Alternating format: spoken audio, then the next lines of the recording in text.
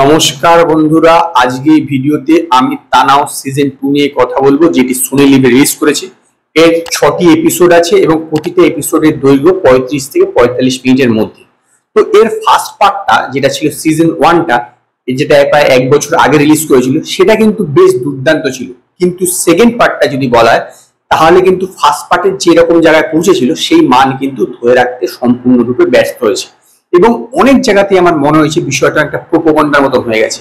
এখানে যেমন জঙ্গিদের যে ফ্যামিলি ব্যাকড্রপ দেখানো হচ্ছে এবং তাদের জন্য একটা সিম্পাথি দেখানো হচ্ছে, সেইটা কিন্তু এইরকম ওয়েব সিরিজে সবসময় ইউজ করাটা আমার মনে হয় না ভালো। কারণ এই জিনিসগুলো কিন্তু অনেকটা কিন্তু এই যে বিষয়টাকে, মানে এই যে জঙ্গি বিষয়টাকে, সেটা কিন্তু প্রশ্রয় দেয়, আমার অন্তত সেরকম বিশ্বাস হয়।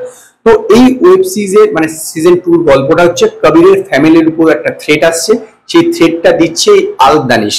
এই আল দানিশকে এবং আলটিমেটলি থ্রেটটার থেকে কবির তার ফ্যামিলিকে বাঁচাতে পারছে কিনা, সেটাই হচ্ছে এই 6টা এপিসোড জুড়ে দেখানো হয়েছে।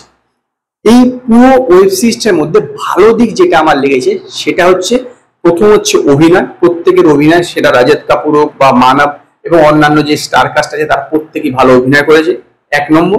আর দ্বিতীয় নম্বর হচ্ছে এই ওয়েব সিরিজে যে অ্যাকশন গুলো দেখানো হয়েছে, যেভাবে অ্যাকশনটা ডিজাইন করা হয়েছে, তারপরে ক্যামেরার কাজ, বিশেষত অ্যাকশন দৃশ্যগুলোতে খুব দুর্দান্ত। কাশ্মীরের শুটিং এবং কাশ্মীরের যেরকম ভাবে অ্যাকশন গুলোকে ডিজাইন করা হয়েছে এবং কোরিওগ্রাফি করা হয়েছে, খুব দুর্দান্ত হবে দেখে। কিন্তু একদম আপনার কোনো বড় লার্জ স্কেলের কিন্তু হিন্দি সিনেমার কথা মনে পড়ে যাবে এইরকম।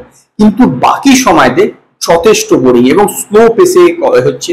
ডায়লগও সেরকম কোনো ইম্পর্টেন্ট নেই, মনে হচ্ছে কথা বলছে কথা বলছে কথা বলছে, এরকম বহু জায়গায় লাগবে। মানে বেশিরভাগ, বহু জায়গায় বললে ভুল হবে, বেশিরভাগ সময় এরকমই লাগবে যে শুধু একে অপরের সঙ্গে কথাবার্তা বলছে এবং স্লো পেসে যাচ্ছে।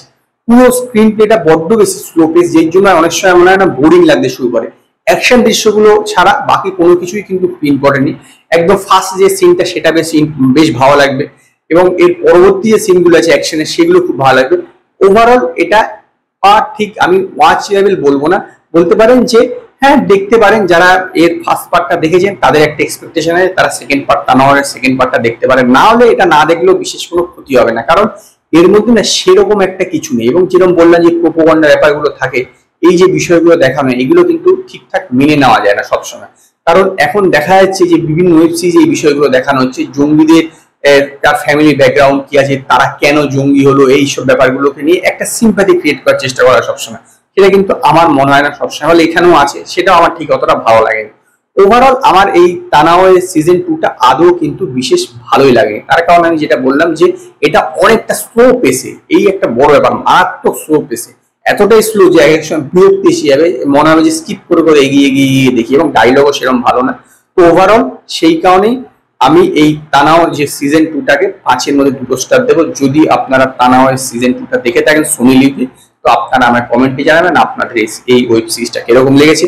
যদি আপনাদের এই ভিডিওটি পছন্দ হয়, ভিডিওটিকে লাইক করুন, কমেন্ট করুন, শেয়ার করুন, আর নতুন আপডেটের জন্য আমার চ্যানেলকে সাবস্ক্রাইব করুন।